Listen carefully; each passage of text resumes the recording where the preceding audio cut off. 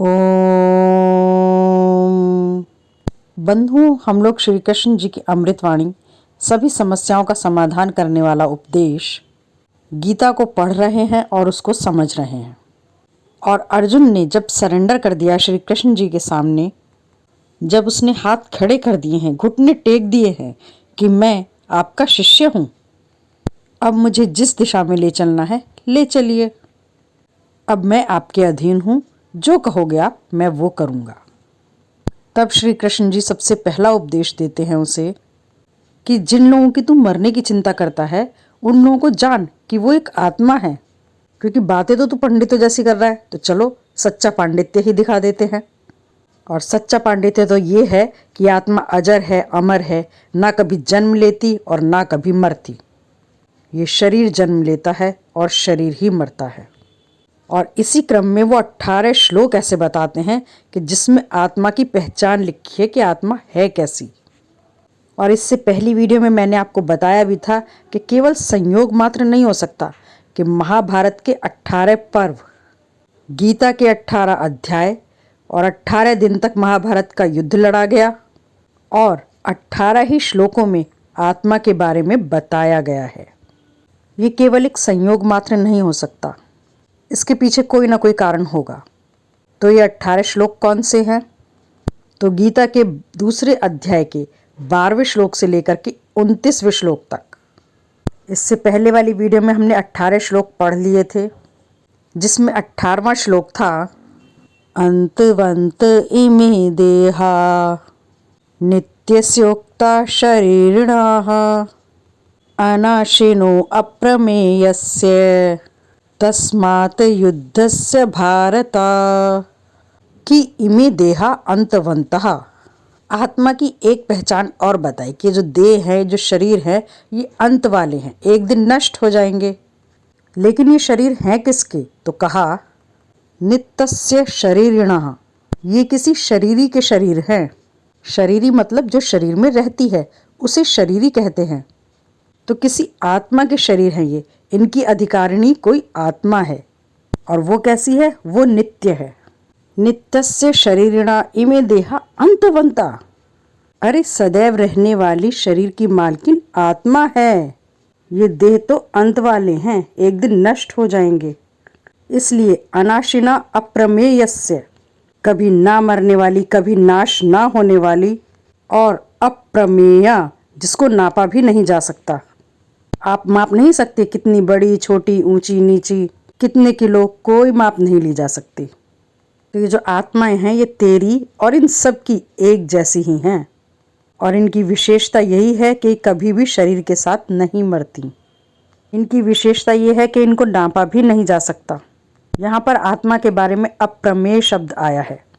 कई बार इस बात को लेकर बहुत बहस रहती है कि आत्मा का कोई आकार है भी कि नहीं, आत्मा साकार है कि निराकार है। परमात्मा के बारे में तो हम सबको स्पष्ट पता है कि परमात्मा निराकार है, पर हम और आपकी आत्माएं आकार वाली हैं कि निराकार हैं? इस प्रश्न का उत्तर गीता का ये श्लोक दे देता है, जिसमें आत्मा को अप्रमेय कहा है। अप्रमेय जिसको नापा ना जा सके, और नापा ही ना जा सके तो आकार का कोई मतलब ही नहीं रह जाता। इसीलिए आत्मा निराकार है। उसकी ना तो वजन में कोई माप है और ना ही आकार में कोई माप है, ना ही उसकी किसी अन्य तरीके से माप ली जा सकती है। और इसलिए क्योंकि आत्मा अप्रमेय है तो तस्मात् युद्धस्य भारत। इसलिए अर्जुन चिंता किस बात की कर रहा है? आत्मा सदैव रहेगी ये, तो तू निश्चिंत होकर के अपना कर्म कर, अपना युद्ध कर। अगला श्लोक 19वां। य एनं वेत्ति हन्तारं यश्चैनं मन्यते हतम् उभो तो न विजानितो नायं हन्ति न हन्यते। इस आत्मा की एक और विशेषता देखिए। अगर तू सोच रहा है कि तू इन्हें मार रहा है तो तू सबसे बड़ी गलती कर रहा है। तू तो अपना कर्तव्य कर रहा है, मरना तो इन्हें है ही, आज नहीं तो कल। इसलिए तू केवल कर्तव्य कर। य एनं वेत्ति हन्तारम्, अगर कोई इस आत्मा को मारने वाला समझता है, जैसे कि तू समझ रहा है अर्जुन, देखिए एक बात स्पष्ट करके चले जब भी कोई व्यक्ति किसी को मारता है तो क्या वो अपराध नहीं होता? हाँ, होता है। श्री कृष्ण जी क्यों कह रहे हैं कि कोई भी आत्मा किसी दूसरे को मार ही नहीं सकती? देखिए, अपराध तो है, मगर वो तब है जब हम किसी को राग, द्वेष, लोभ, मोह में पड़ करके किसी को मार रहे हैं तो। जैसे एक न्यायाधीश है, क्या उस न्यायाधीश का अपराधी से कोई द्वेष है? नहीं है। क्या उस न्यायाधीश को अपनी मृत्यु का डर है उससे? नहीं है। फिर भी एक न्यायाधीश एक अपराधी को, विशेष करके आतंकवादी को, मृत्यु दंड सुनाता है। तो क्या न्यायाधीश भी अपराधी हो जाते हैं? क्योंकि उन्होंने तो किसी को मृत्यु की सजा सुनाई है, मारा ही है ना किसी को एक तरीके से, तो क्या वो अपराधी हैं? नहीं, वो अपराधी नहीं है। क्यों? क्योंकि उन्होंने राग, द्वेष, मृत्यु का डर, अविद्या, अहंकार, इन सब में आकर के उसे मृत्यु का दंड नहीं दिया है, बल्कि अपना दायित्व समझ करके दिया है। इस भाव से दिया है कि अगर ये जीवित रहा तो कई और लोगों को भी मारेगा। उनकी सुरक्षा के लिए इस व्यक्ति का मरना बहुत जरूरी है। केवल अपना दायित्व समझा, इसलिए कोई अपराध नहीं लगा उन्हें। इसलिए अगर कोई व्यक्ति तेरे हाथों मर भी रहा है तो उसका तो तय है मरना, उसे तू नहीं मार रहा। यश्चैनम मन्यते हतम, जो तू आत्मा को मारने वाला सोच रहा है अर्जुन, तो ये भी गलत सोच रहा है और ये भी गलत सोच रहा है कि वो मर जाएंगी। दोनों ही विचार तेरे गलत हैं। तू पांडित्य पर इतना उछल रहा था, पर तेरा पांडित्य तो तुच्छ है। न आत्मा किसी और को मार सकती, न स्वयं मारी जा सकती। उभौ तो न विजानितो, ये दोनों ही लोग नहीं जानते। क्या नहीं जानते ये दोनों लोग? नायम हंति न हन्यते, ना अयम हंति, ना तो ये आत्मा किसी को मार सकती है, और न हन्यते, न स्वयं मारी जा सकती है। इसलिए अर्जुन तू चिंता छोड़, निर्णय मेरे पे छोड़ दे, मैं अपने आप देख लूंगा क्या करना है। और फिर एक ऐसा श्लोक आता है जो गीता में बहुत प्रसिद्ध है, बहुत प्रचलित है, जिसको लेकर के पूरा दर्शन लिखा जा सकता है। वैसे तो सारे ही श्लोक ऐसे हैं कि जिनको लेकर के आप अलग से एक दर्शन लिख सकते हैं, पर यह श्लोक बहुत महत्वपूर्ण है। श्लोक है, न जायते म्रियते न कदाचि, नायं भूत्वा भविता या न भूया, अजो नित्य शाश्वतो अयं पुराणो, न हन्यते हन्यमाने शरीरे। कहा न जायते म्रियते, ना तो आत्मा कभी जन्म लेती है ना कभी मरती है। पर ये तो हम पहले श्लोकों में सुन आए हैं कि न जन्म लेती है न मरती है। पर अगली बात सुनिए, बहुत महत्वपूर्ण है। न अयम भूत्वा भविता वा, ये मर गई है और अब इस संसार में दोबारा नहीं आएगी, ये विचार ही गलत है। ऐसा कभी नहीं होगा कि आत्मा मर जाएगी और दोबारा संसार में जन्म नहीं लेगी, दोबारा नहीं आएगी, बल्कि ये आत्मा अजर है, दोबारा आ जाएगी फिर से। अजो नित्य, शाश्वत है। जब तेरा जन्म भी नहीं हुआ था तब से हैं ये लोग।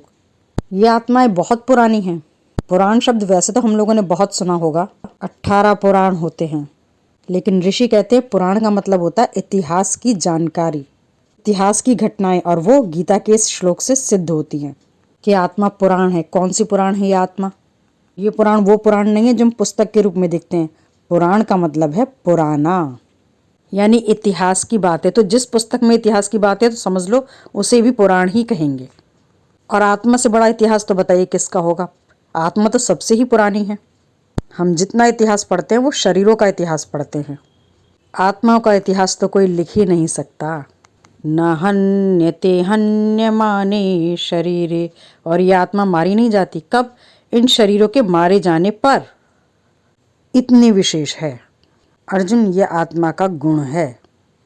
अगला श्लोक देखिए, वेदा विनाशिनम नित्यम य एनम जम व्ययम, कथम सपुरुषा पार्थ कम घातयति हन्ति कम। बहुत ही महत्वपूर्ण और बहुत ही प्यारा श्लोक है।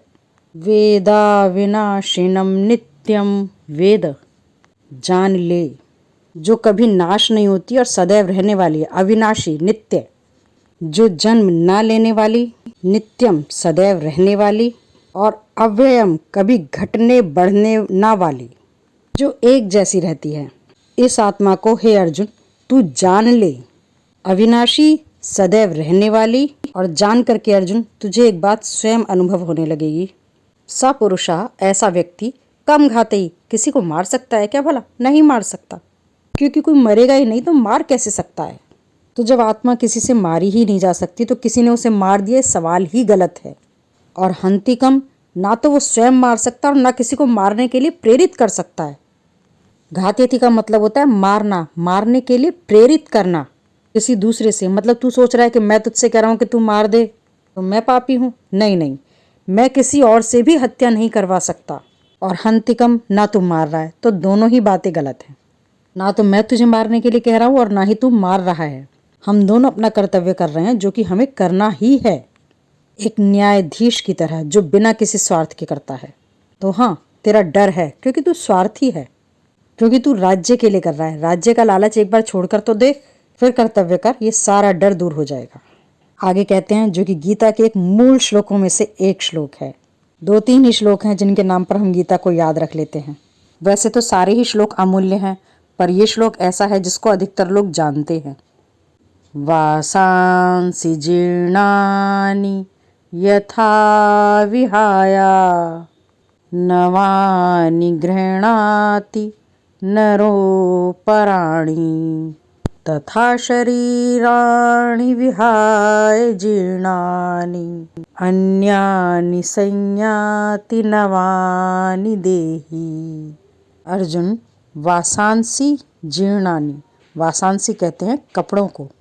कैसे कपड़े? जीर्णानि, जो फट गए हैं, जो गल गए हैं। ऐसे गले फटे कपड़ों को जिस तरह से विहाय, छोड़ करके, जिस तरह से फटे पुराने कपड़ों को छोड़ करके नवानि गृह्णाति, नवानि यानी नए, नए को धारण कर लेते हैं। गृह्णाति धारण कर लेते हैं। किसको? कपड़ों को। जैसे कोई पुराने गले फटे कपड़ों को छोड़ करके नए ले लेता है, जैसे कोई नर अपने फटे पुराने कपड़ों को छोड़ करके नए धारण कर लेता है, बिल्कुल ठीक वैसे ही तथा शरीराणि विहाय जीर्णानि, जीर्णानि मतलब बूढ़े हो चुके शरीरों को, विहाय छोड़कर, उसी तरह से पुराने बूढ़े थक चुके शरीरों को छोड़ करके अन्यानि नवानि संयाति, दूसरे नए शरीरों को, संयाति माने धारण कर लेती हैं, संभाल लेती हैं। कौन? आत्मा।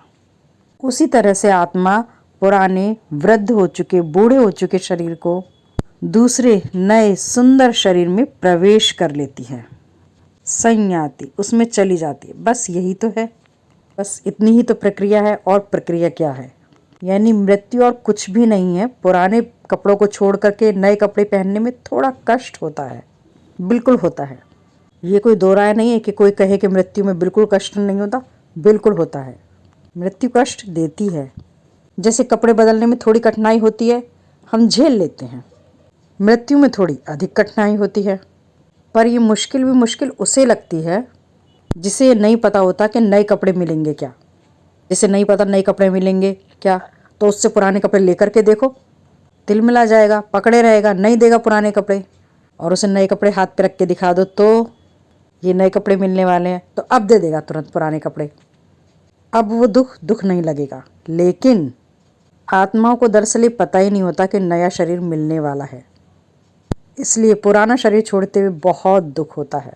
शास्त्र क्या कहते हैं कि एक बार भरोसा तो करो, नया शरीर मिलेगा। जिस दिन ही भरोसा हो गया उस दिन पुराना शरीर छोड़ते हुए दुख नहीं होगा। बस इतना सा अंतर है। फिर आगे कहते हैं अगला श्लोक, ये भी बहुत प्रसिद्ध श्लोक है गीता का। नैनम छिंदन्ति शस्त्राणि नैनम दहति पावका न चैनम क्लेदयन्त्यापो न शोषयति मारुतः। अर्जुन, इस आत्मा को ना एनम छिंदन्ति, काट नहीं सकते शस्त्र। तू तीर चलाएगा, तुझे लगता है कि आत्मा में जाके लगेगा? नहीं, शरीर तक रह जाएगा, बस शरीर को छल नहीं करेगा। आत्मा तक इस तीर की पहुंच नहीं है। इस आत्मा को शस्त्र नहीं काट सकते। और न एनम, इस आत्मा को पावका, दहकती हुई जलती हुई अग्नि जलाती नहीं है कभी। जो भी जलता है, मान लीजिए अगर मृत्यु हो भी जाए तो अंत्येष्टि हो तो उसमें क्या जलेगा? आत्मा या शरीर, तो कहा शरीर जलेगा। आत्मा को आग नहीं जला सकती और ना ही इस आत्मा को गीला कर सकते हैं। क्लेदयंती गीला कर सकते हैं। आपहा यानी जल यानी पानी इस आत्मा को गीला नहीं कर सकती। यानी पृथ्वी के किसी भी पदार्थ में और समस्त ब्रह्मांड के किसी भी पदार्थ में ये सामर्थ्य नहीं है कि वो आत्मा को कुछ कर पाए। अगर 5 तत्वों को ले लें तो पृथ्वी, अग्नि, जल, वायु, आकाश में किसी में ये सामर्थ्य नहीं कि अपना प्रभाव इस पर डाल सके। आग जला नहीं सकती, पानी गीला नहीं कर सकता, हवा सुखा नहीं सकती, शस्त्र काट नहीं सकता, न शोषयति मारुता है, और हवा सुखाती भी नहीं है इसको। यानी पृथ्वी के तत्व असमर्थ हैं इस आत्मा को जरा सा भी प्रभावित करने में। तो तेरे ये तीर तलवार तो कर ही क्या पाएंगे। इसलिए निश्चिंत होकर के युद्ध लड़। आगे कहते हैं, अच्छेद्यो मदाह्योऽयम् अक्लेद्यो शोष्य एव च नित्य सर्वगता स्थाणु अचलोऽयं सनातना। ये आत्मा कैसी है? अच्छेद्य, छेदा नहीं जा सकता इसे, और ये आत्मा जलाई भी नहीं जा सकती। पिछले श्लोक की बात को ही और थोड़ा सा स्पष्ट करते हुए कह रहे हैं कि इस आत्मा को शस्त्र काट नहीं सकते, तो कारण बता रहे हैं। क्यों? क्योंकि ये छेदने लायक है ही नहीं, इसमें कभी कोई छिद्र होगा ही नहीं। जैसे हवा में भाला फेंक कर मारो, हवा में छेद होगा क्या? नहीं होगा। आत्मा भी अच्छेद्य है, छिद्र नहीं हो सकता इसमें। आत्मा अदाह्य है, जलती नहीं है कभी। आत्मा अक्लिद्य है, गीली नहीं हो सकती, और आत्मा सूखने लायक ही नहीं है। इसलिए यह आत्मा मरती नहीं है, नित्य है और सर्वगता, सभी जगह जा सकती है। पता नहीं हमारे जैसे कितने आए और कितने चले गए, पर यह आत्मा स्थाणु है। ये आत्मा जो है ये स्थिर है, ये परमानेंट है, ये कहीं नहीं आएगी जाएगी, ये रहेगी। शरीर आएंगे जाएंगे बस। नित्य सर्वगतः स्थाणु, सब जगह स्थिर रहेगी। अचलः, अचलः माने विचलित भी नहीं होती, अचल है, अडिग है। अयम सनातन, यह आत्मा तो सनातन है। कब से है? जब से भगवान है। जिसकी कोई उम्र नहीं होती, जिसका कोई जन्म नहीं होता, जिसका कोई प्रारंभ नहीं होता, कोई शुरुआत नहीं होती, उसे कहते हैं सनातन। तो जैसे परमेश्वर सनातन है, वैसे हम और आपकी आत्मा भी सनातन है। और कैसी है? अगले श्लोक में देखिए, अव्यक्तोऽयं चिन्त्योऽयम् अविकार्योऽयमुच्यते तस्मादेवं विदित्वैनं नानुशोचितुमर्हसि। स्पष्ट सा कहा, अव्यक्तम अयम, अचिन्त्यः अयम। यह आत्मा अव्यक्त है। अव्यक्त माने प्रकट नहीं है। अर्जुन, तू आत्मा को देखने का प्रयास करेगा कि झांक करके देख लूं, तो यह आत्मा है, दिखाई नहीं देगी। जो दिखाई देगा वो शरीर है। हमारी पलक हिलती हुई दिखाई देंगी, बोलती हुई जुबान दिखाई देगी, तो जीभ हिल रही है, पलक हिल रही है, सब शरीर है, आत्मा नहीं है। ये श्वास आ जा रही है, शरीर है। ये नब्ज चल रही है, ये शरीर है। सब कुछ शरीर है, आत्मा नहीं है। आत्मा के रहने से हो रहा है ये सब कुछ, ये बात तो तय है। तू सोच भी नहीं सकता, ये अचिंत्य है, ये अव्यक्त है। पर यह आत्मा तेरी सोच से परे है। अविकार्य, इस आत्मा में कोई विकार नहीं आता, शरीर में आ जाता है। शरीर में बीमारियां आ जाती हैं, आत्मा में नहीं आती कोई बीमारी, कोई भी विकार नहीं आता। इसलिए कह रहे हैं इसे जान ले। तेरी समस्या का ज़्यादातर समाधान तो इसी में हो जाएगा। बल्कि सच में समझ गया तो पूरा के पूरा हो जाएगा। फिर तू शोक नहीं करेगा, तेरा शोक दूर हो जाएगा। अर्जुन, इस ऐसी आत्मा को एक बार जानकर तो देख। फिर आगे कहते हैं, अथ चैनम नित्य जातम नित्यम वा मन्यसे मृतम तथापि त्वं महाबाहो नैवं शोचितुमर्हसि। मान लो तुम इस आत्मा को नित्य जातम, सदैव जन्मी ही है। चल तू एक बात मान ले कि आत्मा ने जन्म ले लिया और अब ये कभी नहीं मरेगी, तो फिर तू कितने तीर चलाए जा, आत्मा नहीं मरेगी। या तू ये मान ले कि आत्मा मरी हुई है, कभी जन्म ही नहीं लेती, तो भी तुझे क्या समस्या है मारने में? अरे जो जन्म ही नहीं लेती, पहले ही मरी हुई है, तो भी तो तू शरीर मात्र को ही मार रहा है। तू दोनों ही स्थितियों में शोक नहीं कर सकता। जन्मी है तो फिर मर नहीं सकती, तू तीर चला ले कितने भी। और अगर मरी हुई है तो तीर चला लेना, वो पहले ही मरी हुई है, तू थोड़ी मार रहा है। ये कह रहे, हे महाबाहो अर्जुन, तू दोनों बात भी मानता है, तो तू इस तरीके से युद्ध भूमि में खड़े होकर के शोक नहीं कर सकता, रो नहीं सकता। और फिर कहा जातस्य ही ध्रुवो मृत्यु ध्रुवम जन्म मृतस्य च तस्मात् परिहार्यर्थे न त्वं शोचितुमर्हसि। और अगर शरीर को ही तू आत्मा समझ रहा है, तू सोचता है कि आत्मा जन्म लेती है, तो फिर एक नियम साथ में लग जाएगा, जिस नियम को ना कभी कोई काट पाया और ना कभी काट पाएगा। जिसने जन्म लिया है उसकी मृत्यु निश्चित है। अर्जुन, तो तू होता कौन है किसी को मारने वाला? और तू होता कौन है मरने से बचाने वाला किसी को? प्रयास करके देख ले, आज नहीं तो कल मारे जाएंगे। तेरे हाथों नहीं तो बुढ़ापे के हाथों, विधि के हाथों मारे जाएंगे। जातस्य ही ध्रुवो मृत्यु, जिसने जन्म लिया है उसकी मृत्यु ध्रुव है, अटल है। और मरे हुए का जन्म भी फिर से होता है, ये भी अटल सत्य है। जिसने जन्म लिया है उसकी मृत्यु अटल है। तू नहीं बचा सकता इन सबको।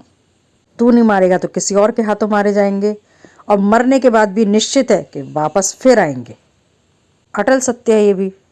मैं तुझे इतने तरीकों से बता चुका हूँ कि अपरिहार्य हो गया ये मानना कि शोक किस बात का करना, फिर ये मानना होगा तुझे, इसलिए अपरिहार्य हो गया है अभी। बात तो तुझे माननी पड़ेगी, कान इधर से पकड़ या उधर से, युद्ध तो तुझे करना ही पड़ेगा। तू अगर मुझे समझाने निकला है तो गलत व्यक्ति से तूने पंगा ले लिया है। युद्ध करना तेरे लिए एकमात्र कर्तव्य शेष बचा है। और अब इस पूरे प्रकरण का अंतिम श्लोक, यानी जिन 18 श्लोकों में आत्मा को समझाया गया है उनमें 18वां यानी अंतिम श्लोक है। अव्यक्तादीनि भूतानि व्यक्त मध्यानि भारत अव्यक्त निधनानि तत्र का परिदेवना। अव्यक्तादीनि भूतानि, जितने भी भूत है, भूत अर्थात जितने भी प्राणी हैं, ये जितने भी शरीर हैं, इनके भीतर बैठी हुई आत्मा इन शरीरों को चला रही है। ये पहले अव्यक्त थे, यानी तेरे पितामह भीष्म की आत्मा पहले भी थी, अव्यक्त थी, बस प्रकट नहीं हो रही थी, दिखाई नहीं दे रही थी तो तब भी। जैसे भूमि में से निकला हुआ एक गेहूं का पौधा पहले नहीं था क्या? था पहले भी। कि जिन प्रकृति के पंच तत्वों से पौधा बना है वो पंच तत्व पहले भी थे, बस तुझे दिखाई नहीं दे रहे। इसका मतलब बीज के अंदर छुपा हुआ एक पेड़ जो तुझे दिखाई नहीं दे रहा था, अव्यक्त था। अव्यक्त आदिनी, आदि में, प्रारंभ में सारे के सारे भूतानी, ये भूत, ये प्राणी अव्यक्त थे। पितामह भीष्म अपने जन्म से पहले थे, तुझे दिखाई नहीं दे रहे थे। आचार्य द्रोण अपने जन्म से पहले थे, तुझे दिखाई नहीं दे रहे थे। तेरा वैसे जन्म भी नहीं हुआ था तब, तो भी नहीं दिखाई देते, ये अव्यक्त थे। और हे भरतवंशी अर्जुन, ये मध्य में, बीच में, बस जब इन्होंने जन्म लिया तो ये प्रकट हो गए। शरीर मिलते ही पितामह भीष्म बोलने लग गए, चलने लग गए। ऐसे ही आचार्य द्रोण प्रकट रूप में आ गए, इनका शरीर भी चलने लग गया, बोलने लग गया, क्योंकि इन्होंने जन्म लिया किसी शरीर में। जब इनका निधन हो जाएगा, मृत्यु हो जाएगी, तो फिर अव्यक्त हो जाएंगे। से पहले थे, यानी जन्म से पहले भी अव्यक्त थे और मरने के बाद भी अव्यक्त हो जाएंगे। बस बीच का थोड़ा सा समय है जब इन्होंने शरीर धारण किया, मध्य का समय है जो ये प्रकट हुए। इसलिए कह रहे हैं तत्र का परिदेवना। अब बता इसमें डरने वाली क्या बात है? जैसे पहले अप्रकट थी फिर अप्रकट हो जाएगी, इसलिए सोचने की जरूरत नहीं है, डरने की जरूरत नहीं है। फिर क्या है? तो आइए अंतिम श्लोक पढ़ते हैं पूरे प्रकरण का। यह आत्मा कैसी है? तो कहा आश्चर्यवत् पश्यति कश्चिदेनम् आश्चर्यवदति तथैव चान्ये आश्चर्यवच्चैन्यमन्ये शृणोति श्रुत्वाप्येनं वेद न चैव कश्चित्। इस आत्मा को अगर कोई देखता है, सच में अगर किसी को समझ में आती है, ध्यान बुद्धि लगा करके, कोई एकांत में साधना लगा करके, समाधि लगा करके जब इस आत्मा को महसूस करते हैं ना, तो आश्चर्यवत पश्यति, ऐसे देखता है मानो कोई अजूबा देख लिया हो। कोई कोई बिरला होता है, तू नहीं देख पाएगा। पर जब कोई देखता है ना, इसे अपनी आत्मा से, हृदय से महसूस करता है, ध्यान में जाकर, समाधि में जाकर, तो आंखें खुली के खुली रह जाती हैं। आश्चर्यवत, कुछ समझ में नहीं आता, आश्चर्य मानो कोई अजूबा हो। और वो जो देख करके किसी दूसरे को बताता है, तो बताना भी अपने आप में एक अजूबा होता है, मानो किसी अजूबे के, अचरज के बारे में बता रहा हो। क्योंकि बताया ही नहीं जा सकता आत्मा के बारे में, क्योंकि समझ में तो किसी को आता नहीं, क्योंकि ये तो अनुभव की बात है। और सुनने वाला भी आश्चर्य से सुनता है। क्या बता रहा है? ये तो दुनियादारी से अलग की बात चल रही है। हमने तो ऐसा देखा नहीं कि ना कोई मरता हो ना कोई जीता हो। किसी को बताओ कि आत्मा कभी पैदा नहीं होती, दुनिया कभी पहली बार नहीं बनी, भगवान को किसी ने नहीं बनाया, आत्माओं को किसी ने नहीं बनाया, तो वो कहेगा ऐसा कैसे हो सकता है? किसी ने तो बनाया होगा, कभी तो बनी होगी। तो ये जो अनादि अनंत का कॉन्सेप्ट है, इनमें अनंत तो फिर भी समझ में आ जाता है। आत्मा कभी मरेगी नहीं पर कभी पैदा भी नहीं हुई, ये कैसे हो सकता है? अभी तो शुरुआत होगी। अरे कभी शुरुआत नहीं है भैया इसकी, तभी तो ये अनादि है। यही तो अजूबा है, यही तो आश्चर्य है। किसी व्यक्ति ने अगर आत्मा को देखा, महसूस किया, आश्चर्य से देखा, और अगर उसने किसी को बताया, बताते समय भी बड़े आश्चर्य से बताया, सुनने वाले ने सुना भी बड़े आश्चर्य से, लेकिन इसको सुन करके भी किसी ने जाना नहीं। जानने के लिए तो खुद देखना पड़ेगा। तो अगर आत्मा को जानना है, उसको देखना है, तो कोई कितना ही बताता रहे समझ में नहीं आएगी जब तक कि खुद ना देख लें, ना समझ लें। जैसे भगवान को बताने से बात नहीं बनती, महसूस करना पड़ता है, ऐसी आत्मा को भी महसूस करना पड़ता है, बताने से समझ में नहीं आती। जितने भी श्लोक हमने पढ़े हैं सब तो बाहरी जानकारी मात्र हैं। आत्मा को जानने के लिए तो ध्यान में बैठना पड़ेगा, स्वयं को जानना होगा। ये श्लोक हमारे सहायक हो सकते हैं, हमें दिशा निर्देश दे सकते हैं, रास्ता दिखा सकते हैं, बस इतना। तो चलिए, हमने अपने 18 श्लोक पढ़ लिए हैं, 29वें श्लोक में इसका समापन हो गया है। धन्यवाद।